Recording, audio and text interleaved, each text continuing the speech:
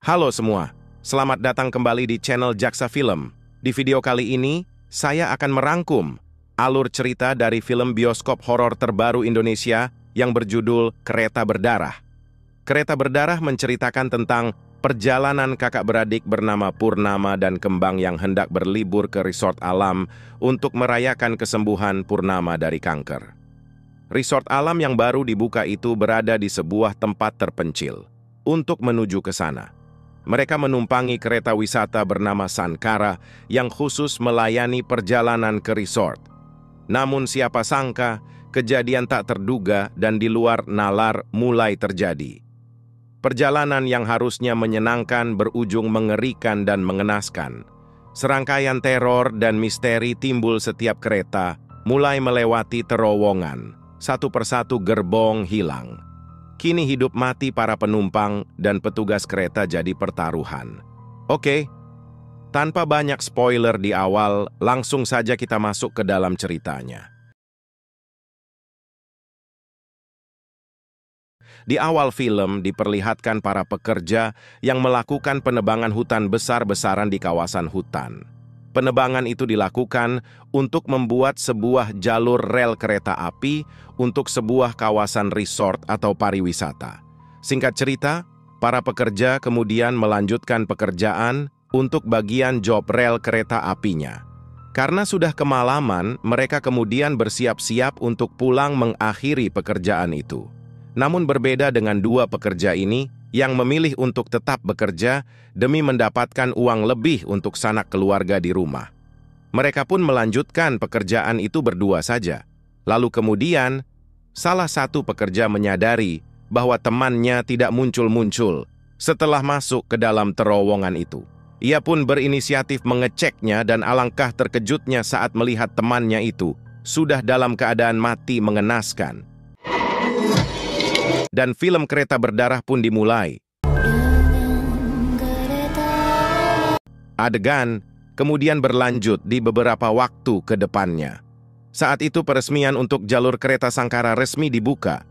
Peresmian itu dihadiri oleh Pak Bupati bernama Bara dan juga investor terbesar jalur Sankara tersebut yang bernama Santoso. Di sisi lain, diperlihatkan pula dua saudari kandung yang masing-masing bernama Purnama dan juga Kembang. Perjalanan tersebut mereka lakukan karena sang kakak merayakan kesembuhan kanker hatinya dengan mengajak Kembang untuk berwisata di resort Sankara. Perjalanan itu akan melewati 5 terowongan dengan gerbong kereta yang juga berjumlah 5 gerbong. Terlihat juga ibu yang berpenampilan lusuh ini bernama Ramla. Sekedar informasi bahwa Ramla ini adalah istri dari pekerja di adegan sebelumnya. Ia berniat untuk mencari suaminya yang hilang tersebut. Tidak hanya itu, banyak ibu-ibu yang berusaha menuntut pembukaan rel itu karena suami mereka yang bekerja untuk rel tersebut menghilang dan tak pernah ditemukan sampai sekarang. Tapi apalah daya dan upaya, ibu-ibu tersebut hanyalah rakyat kecil yang tak punya kuasa dan harta, hingga orang-orang dari golongan atas tidak mendengar suara mereka. Lalu diperlihatkan Tekun, salah satu petugas di kereta itu. Di sini, Purnama meminta tolong kepada Tekun untuk mengabadikan foto berdua mereka. Purnama dan Kembang akhirnya masuk di dalam kereta itu. Mereka memasuki gerbong paling belakang atau gerbong 5, yaitu kelas ekonomi, dan duduk di kursi 7A. Sementara itu, Ramla sendiri berada di gerbong nomor 4. Dan singkat cerita, akhirnya kereta api rute Sankara pun akhirnya mulai berjalan. Kereta itu memiliki 5 gerbong. Di gerbong pertama ditempati oleh Bara, Santoso, dan juga investor-investor lain. Gerbang 2 ditempati oleh orang-orang dengan kelas VIP. Kelas 3, 4, dan 5 ditempati oleh orang-orang hemat, alias kelas ekonomi. Sementara itu, Ramla yang melamun kemudian melihat sosok suaminya berada di dalam kereta api itu juga. Ia pun menyusulnya ke gerbong 3. Namun saat itu, suaminya menghilang dan satu-satunya laki-laki yang ada di kantin kereta itu hanyalah seorang fotografer saja. Di sisi lain, Kembang melihat keanehan di saat ada seekor burung yang tiba-tiba saja menabrakkan dirinya di gerbong itu.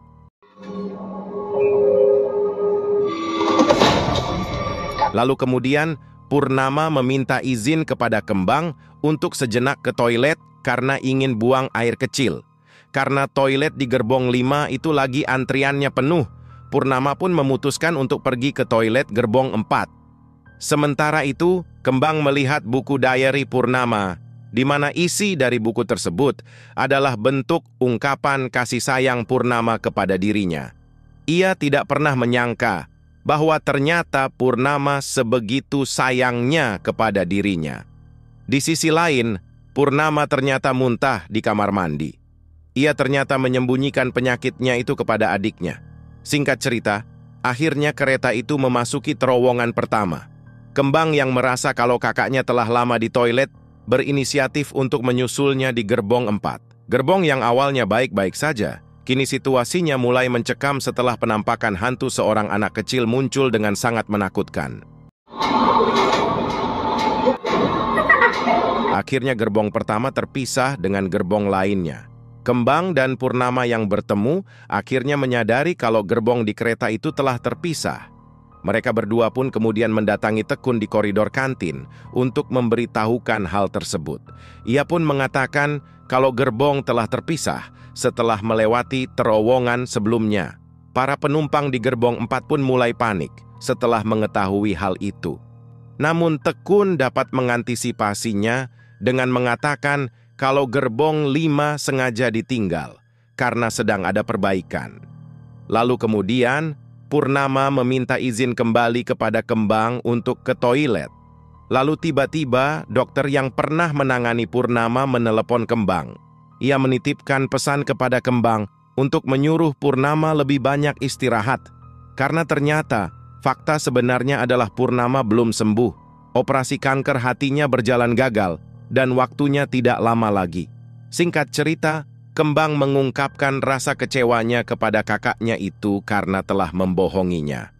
Purnama terpaksa melakukan itu karena ia ingin menghabiskan waktu dengan adiknya di tempat-tempat menyenangkan di sisa hidupnya itu. Mereka berdua saling menyayangi karena mereka adalah anak piatu dan ayah mereka tidak terlalu memperhatikan mereka berdua. Lalu kemudian, kereta pun memasuki terowongan yang kedua. Di sana terdapat penumpang yang awalnya menyanyi bersama, kini telah kerasukan. Mereka mulai mengoceh dengan menggunakan bahasa Jawa yang seakan-akan menyinggung kesalahan manusia. Sosok yang menyeramkan juga tiba-tiba muncul merangkak di langit-langit gerbong itu. Kembang yang melihat kejadian itu berteriak histeris dan ketakutan.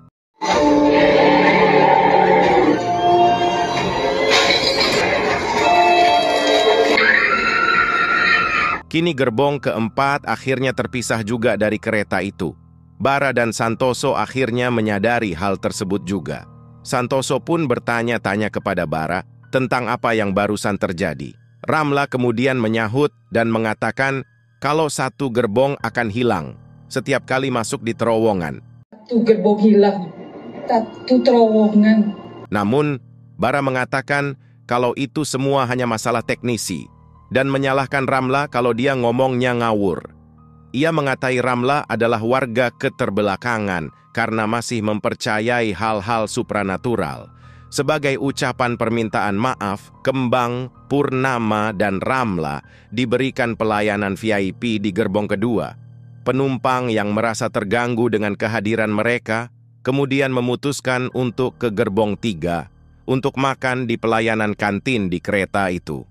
Singkat cerita, kereta pun akhirnya memasuki terowongan ketiga kalinya. Salah satu pelayan pun merasa takut setelah memasuki terowongan itu. Dan benar saja, tidak lama setelah kereta itu masuk, ia tiba-tiba menghilang dengan keadaan ruangan yang berantakan.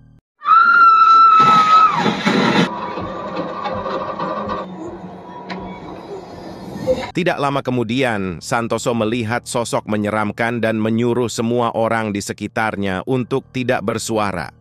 Keadaan semakin mencekam setelah mayat-mayat hidup hadir di antara mereka semua.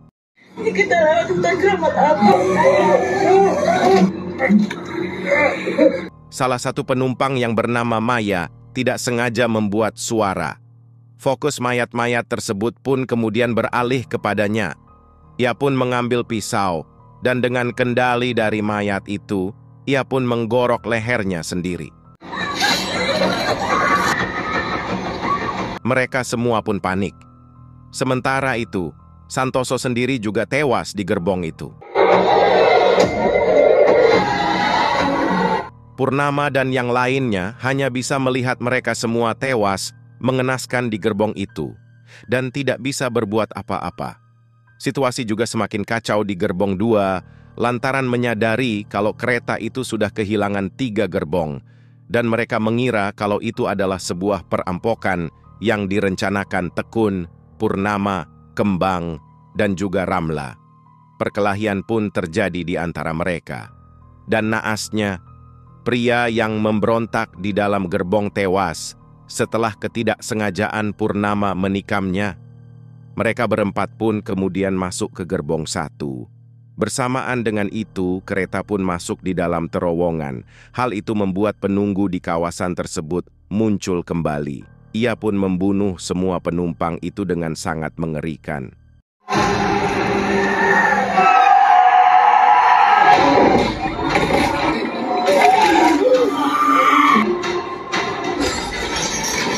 Dan kini, tinggal 1 gerbong lagi yang masih tersisa.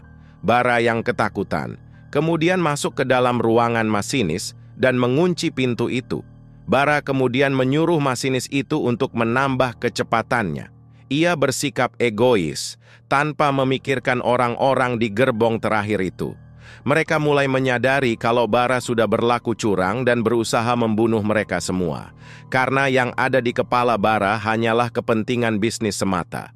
Sigit yang seorang kepala masinis mengingatkan ke Bara kalau ia yang memiliki kuasa di kereta itu.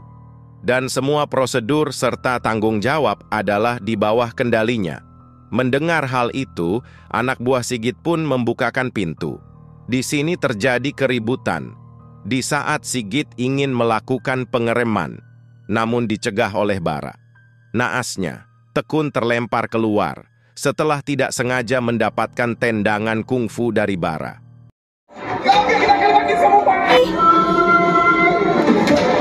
Pada akhirnya, gerbong itu berhenti sebelum benar-benar masuk ke dalam terowongan lagi.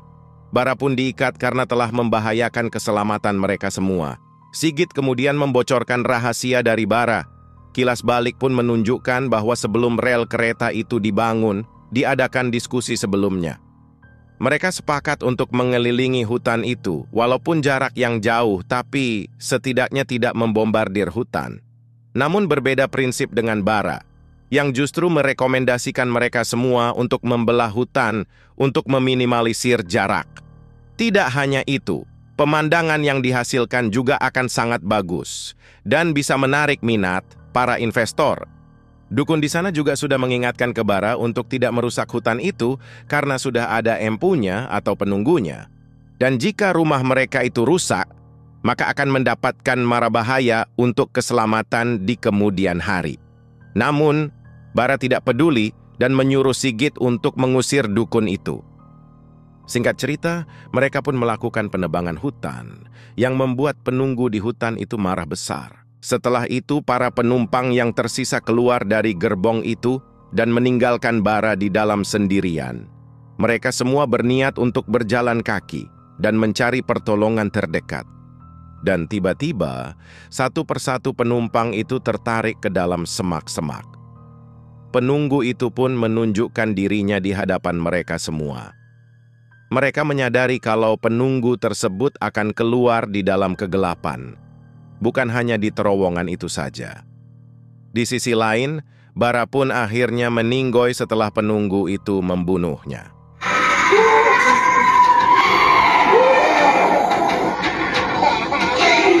Akar-akar menjalar pun bermunculan dan mengambil apa yang seharusnya tidak diambil manusia. Purnama dan Kembang juga tidak luput dari lilitan akar-akar tersebut. Kembang pun menjadi sebuah pohon. Namun berbeda dengan Purnama yang justru ditolak diambil akar-akar tersebut. Ia pun terlepas dan berusaha menyelamatkan adiknya. Namun sayang, ia tidak sempat menyelamatkannya, dan adiknya pun tewas. 6 bulan kemudian, Purnama bertemu dengan dukun itu dan menanyakan mengapa dirinya selamat waktu itu. Dukun itu pun menjawab kalau sebenarnya kita semua ini terbuat dari tanah, berdiri di atas tanah, dan juga akan berakhir di dalam tanah. Namun kebetulan saja saat itu, Purnama merupakan tanah yang kurang subur. Dukunnya seakan body shaming, tapi dengan halus. Dan akhirnya film Kereta Berdarah pun selesai.